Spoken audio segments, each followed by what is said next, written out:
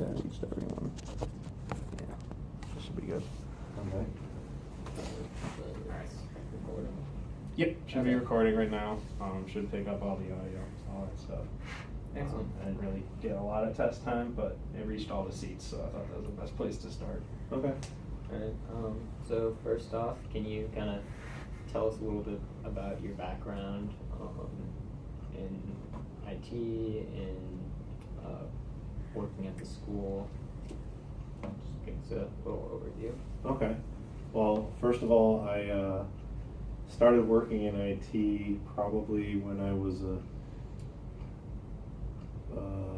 high school, and basically did a lot of jobs here and there, and then really got most of my bigger experiences my senior year of high school, and got involved with companies and started doing work for them. And then as far as my current position, I attended RIT as a student, and while here got a co-op working within the College of Business. And during that time learned a tremendous amount, and then stayed on board working for the IT group as a part-time student.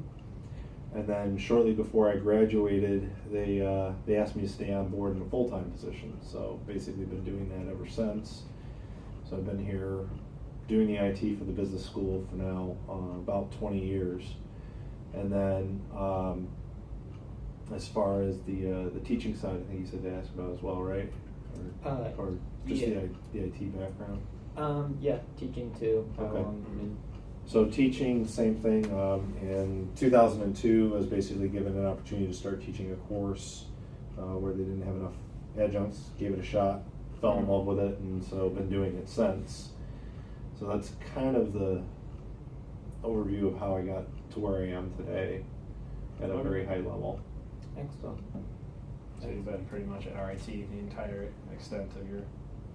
The vast majority of it, yeah. I've worked... Majority of your professional career. I've worked for a few other companies. I've worked for another academic institution, but that was all prior to completing a degree. So a lot of that was, some of them were full-time, some of them were part-time jobs.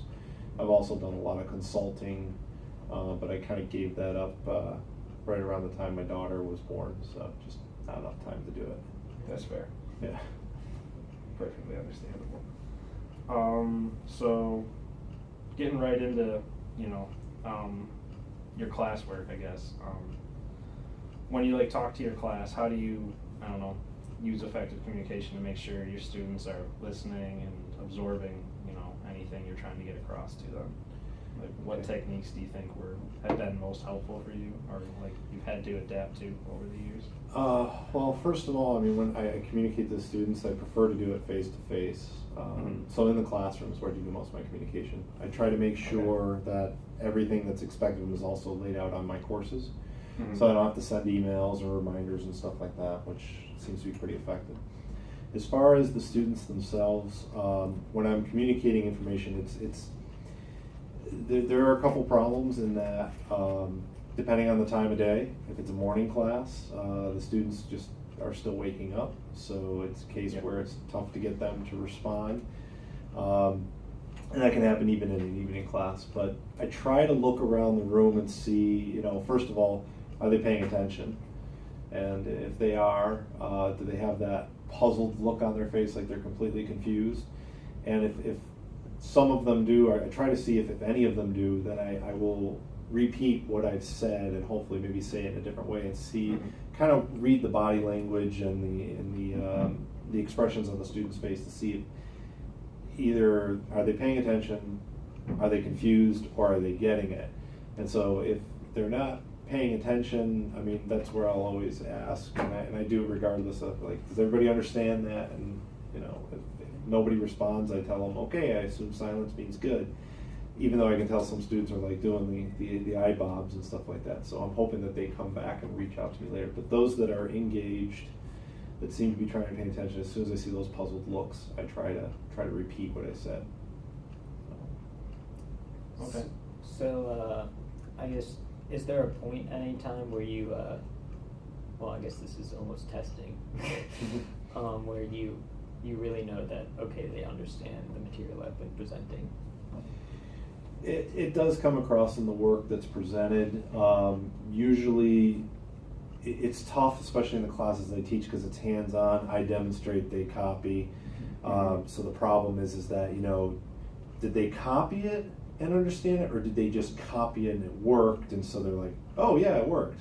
So it is tough, because sometimes I get that, oh yeah, it worked, you know, expression, but I don't know if they fully retained it. So I try to look for that on the homework and any projects or exams or quizzes for the various courses to see whether or not they're retaining. And then hopefully by the feedback I'm providing to them, they're then reaching back out to try and get additional help if needed. Yeah, some of that's got to stem from just the subject material.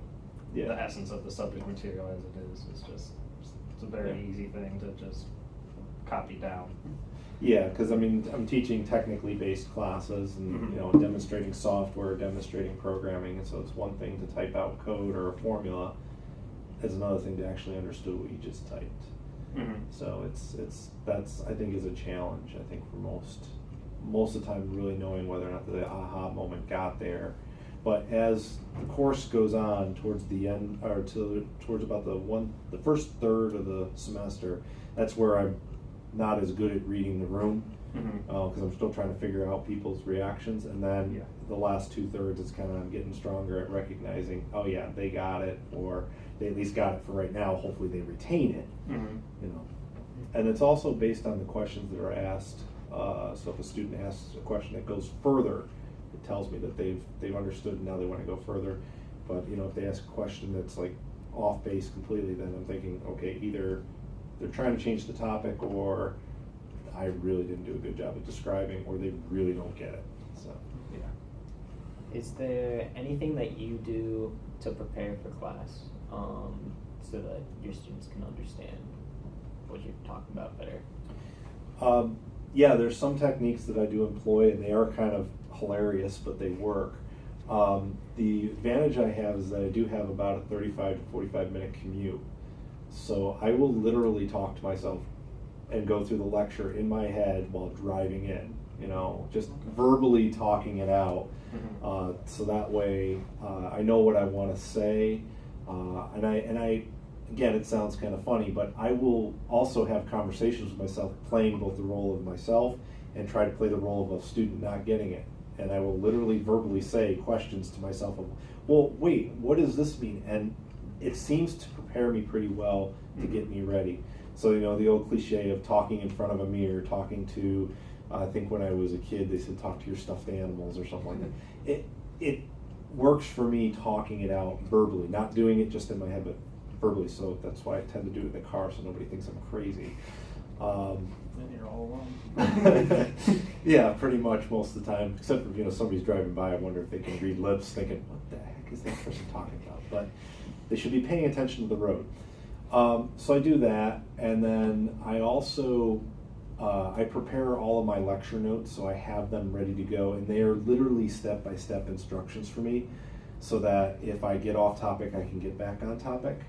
But it's also in case, you know, I'm human, I make mistakes, I forget things sometimes, so I can get myself back on track by reading that stuff and seeing it in front of me. I'll, the night before, probably go through some of the more difficult ones a couple of times over and over again until it becomes almost muscle memory to type the stuff out. That those notes, are they full sentences or? Most of the time they're fractional sentences. Okay. The idea is that I try to just highlight key words, use color coding and stuff like that, so that when I look at my laptop, it's so that I can see very quickly without having to read a whole sentence of what topic I'm talking about. So like if I'm teaching something about, I teach programming, so you know, for loop, I may just have for loop and then 3 elements, you know, and use color coding to highlight those 3 elements of a for loop, so that way I know and make sure I talk about them. The advantage is that I've also been teaching these courses for a long time, so a lot of it is, I've done it so many times, it's getting to the point where it's repetition. So new material or changing things up, which that's the part that I'll practice over and over again.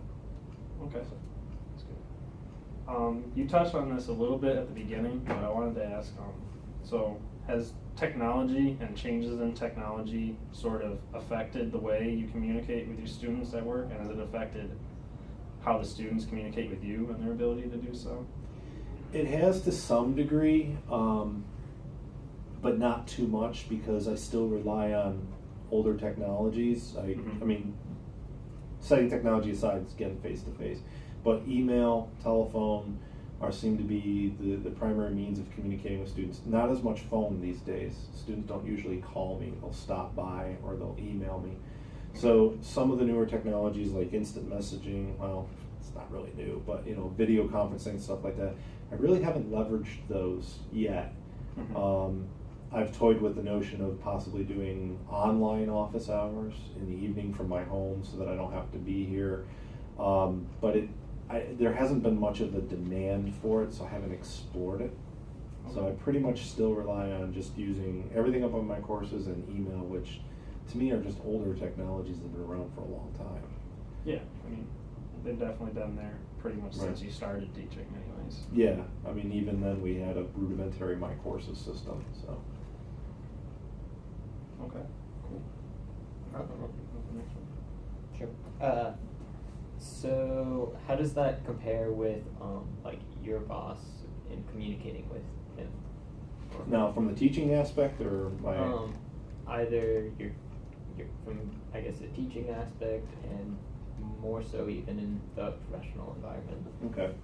So in the teaching aspect, my boss is here in the building, so occasionally I'll swing by his office if I've got questions.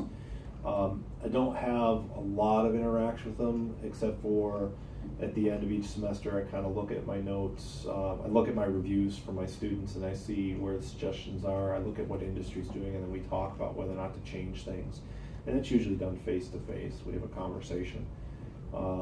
If there's anything regarding, discrepancies in student work and stuff like that, again, I usually try to do it face to face. And then if for anything official, like in the case of academic dishonesty, I'll have an initial face-to-face meeting, and then I'll write a summary report with them after that face-to-face. And I usually do that just because I'm looking for validation that I'm overreacting on something and saying, hey, does this really look like I want a second set of eyes before I start putting anything into writing? As far as, changing the course and stuff like that, again, officially type up the syllabus, send it in, have them review and yay or nay on whether or not to change something on the course. But that's the communication done on the academic side. As far as my professional side, my boss is a verbal person. He prefers to talk face to face. So he'll physically come up to my office and ask questions as opposed to sending it over email. He's a technologist as well, but he prefers to work face to face. Email, he keeps short and simple, and it could simply because he just doesn't have time for typing a lot of emails and keeping track of them all. So I usually keep with that face to face because it suits him better than it is doing things through email. But anything for official approval requests or anything involving where it has to go through writing, it's done through email. So. Okay. How do you deal with conflict? If you had an issue with your boss, or if students had an issue with you? Fortunately, I've never had an issue with my boss, so I haven't had to deal with that. If I were to, I would like to think that I could approach my boss, but if it was ever in a situation where I couldn't, I know there's resources here on campus to go and talk in confidence about these types of issues and learning the techniques on how to do it. As far as conflicts with students, I've had them from time to time. Most of the time,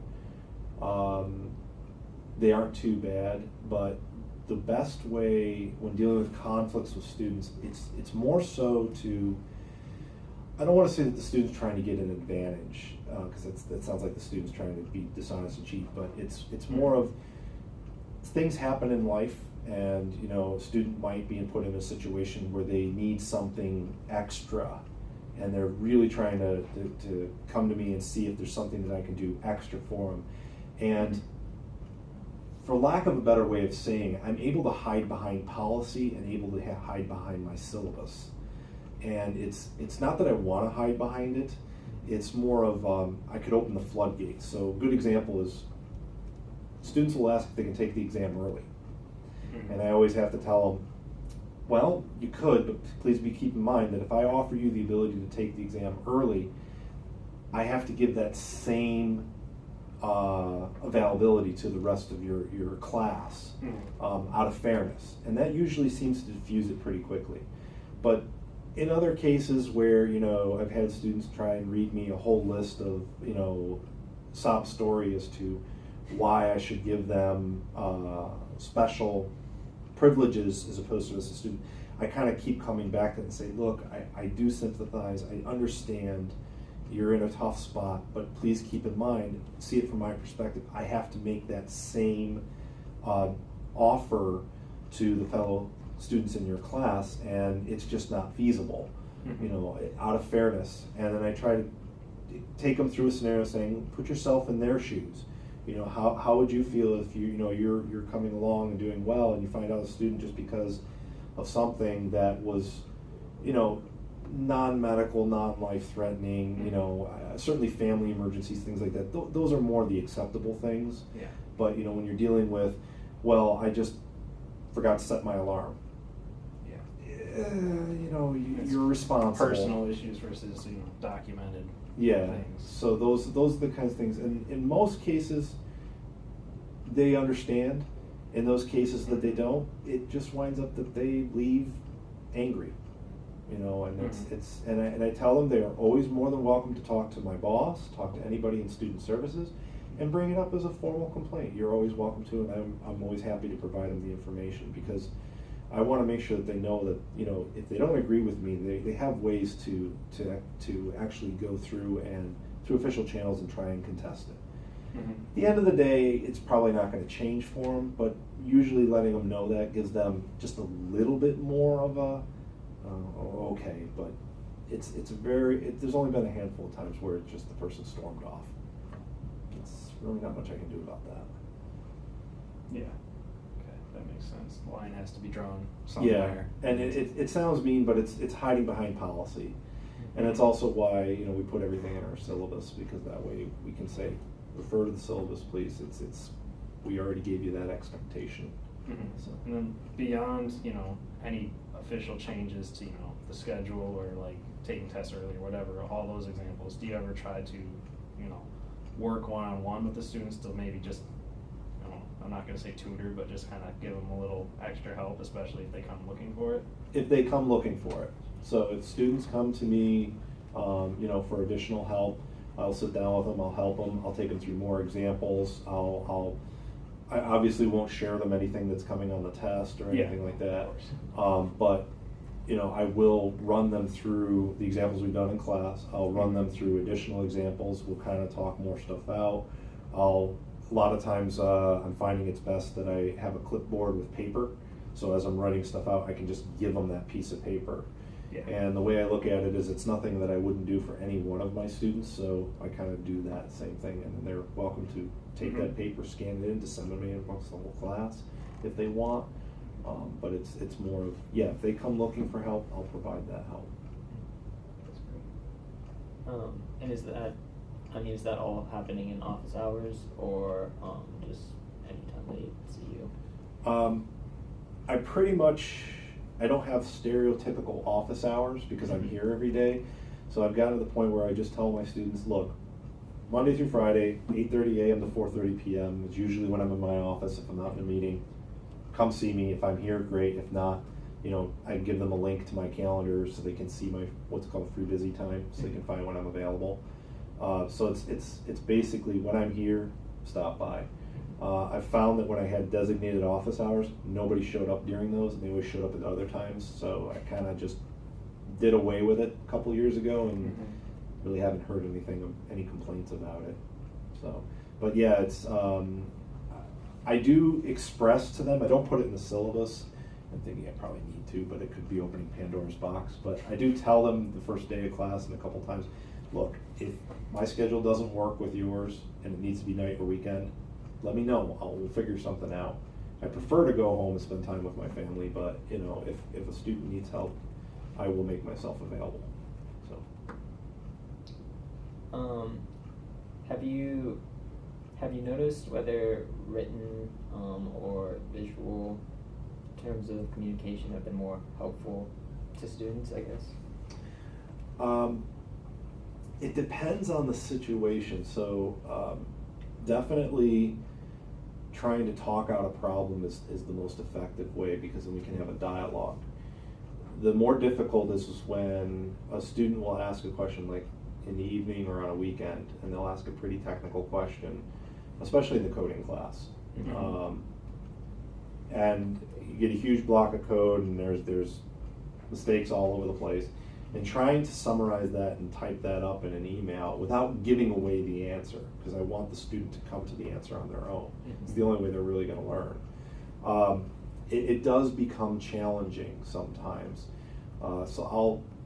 What would probably take me 5 minutes to explain verbally could take me 20 minutes to type up in an email, because I want to take them through the logic path. And it's not just a top to bottom. It's, well, you can go in this direction, but then you could go in this direction, and it can be challenging sometimes. So I think visual, being able to work with them visually is better than a written, but certainly when visual is not available, I use the written method as best I can.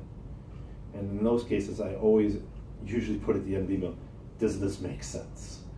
That way, hopefully they reply back and say, no, it doesn't. Okay, gotta explain it another way.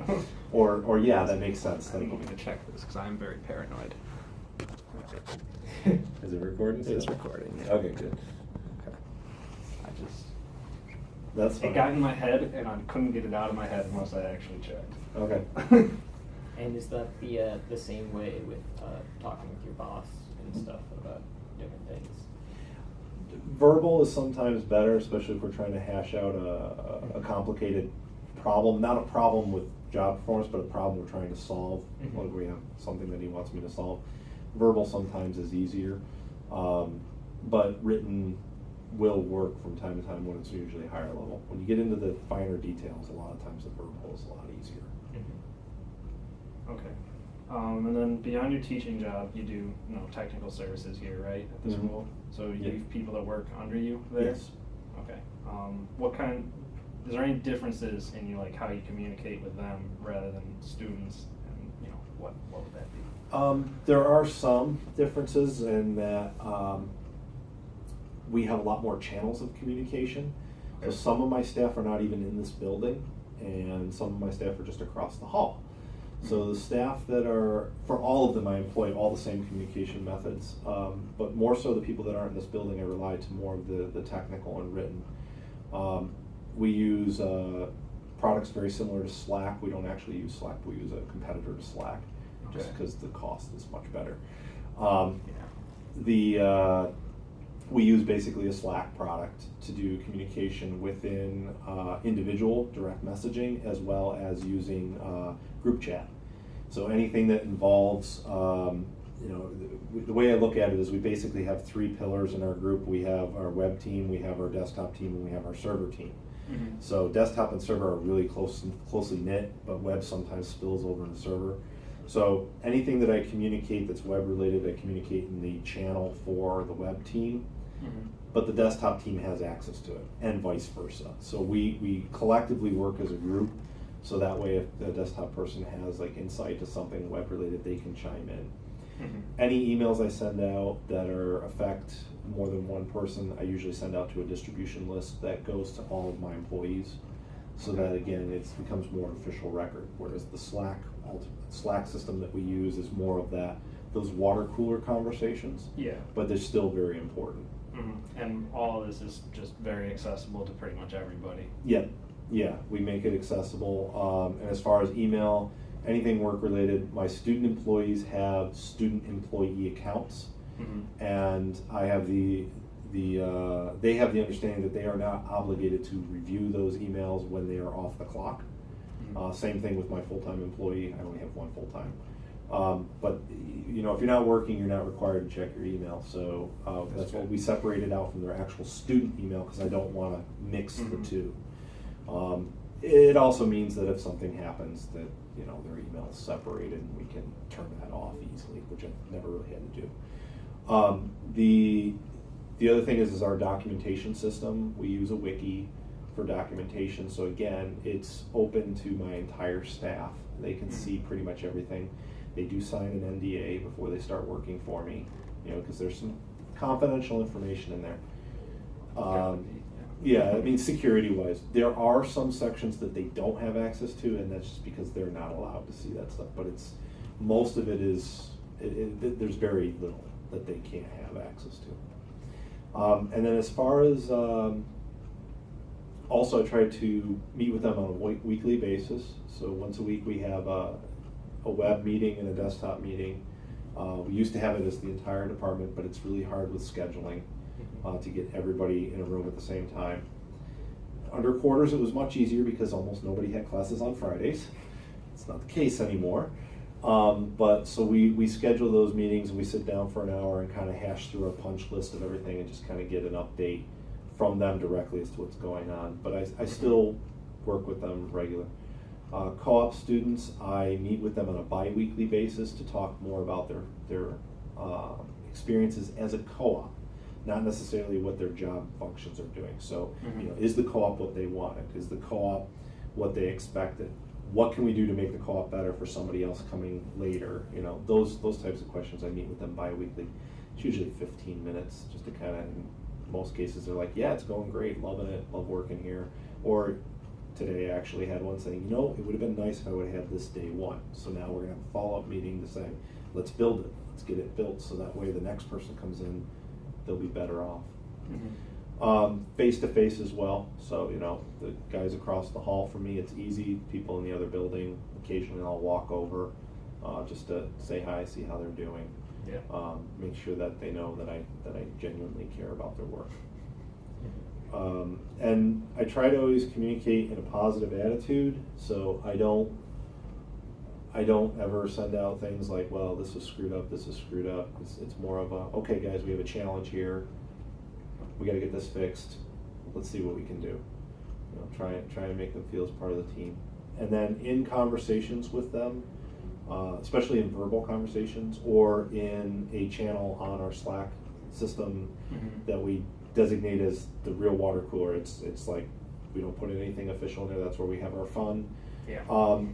We tend to I tend to try to approach them as I look at them as an equal. I am not their superior, and I want them to feel as though they're an equal, so that way they can realize that they can chime up if they've got a suggestion, and that no suggestion is too off the wall that they can't bring it up. So you mentioned that you had co-op students. Are you the primary recruiter for them? For the desktop side, for the website, I let my one full-time employee that reports to me is our senior web developer. I let him recruit them because he's the expert, and plus he has to work with them day to day, and I want to make sure that, you know, it's somebody that he can work with. And then officially they report to me, but I have him fill out the evaluations and everything like that. I have him go through the resumes, do the interviews, and I go based on his judgment.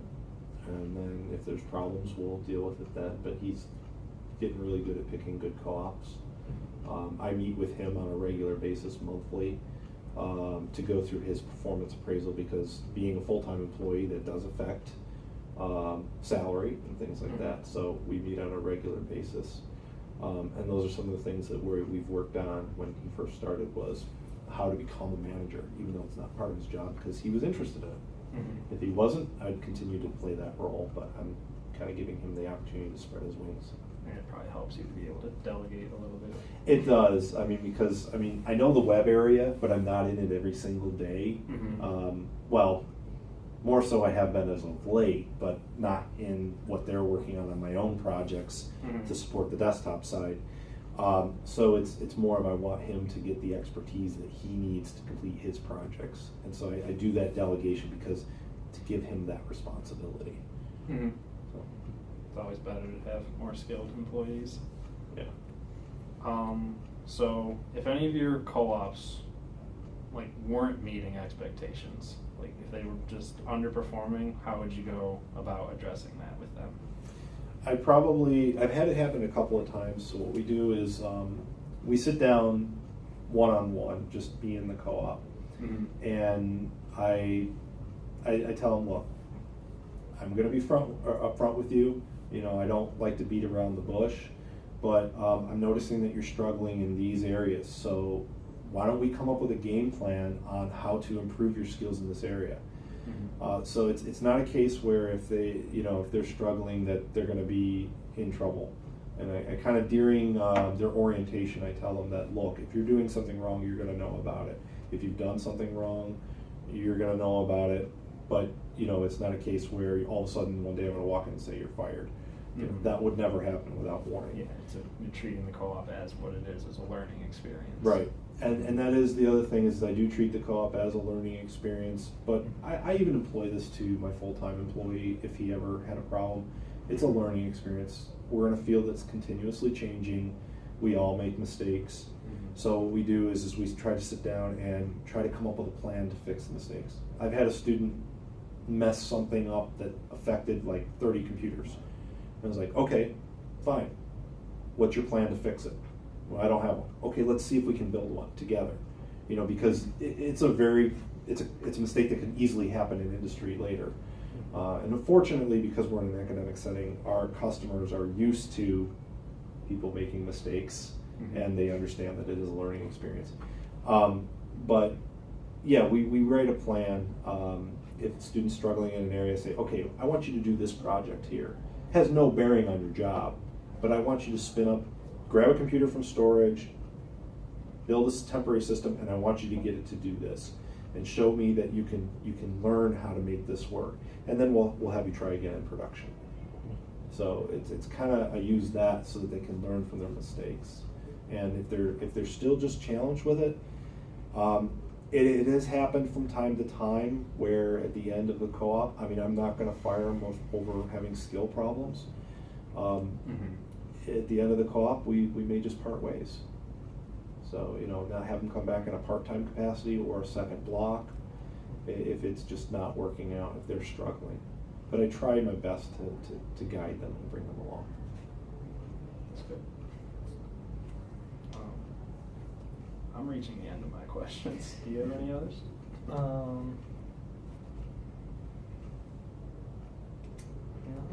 Not a ton.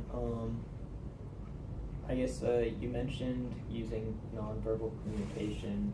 Can you tell us like where you found the most success in that? In the classroom for the most part, and I'd say even when talking to my customers, the faculty and the staff and the students when I'm helping them in an IT capacity, the most success comes by trying to really see if they're understanding what I'm saying, and then I can adjust how I'm talking based on what way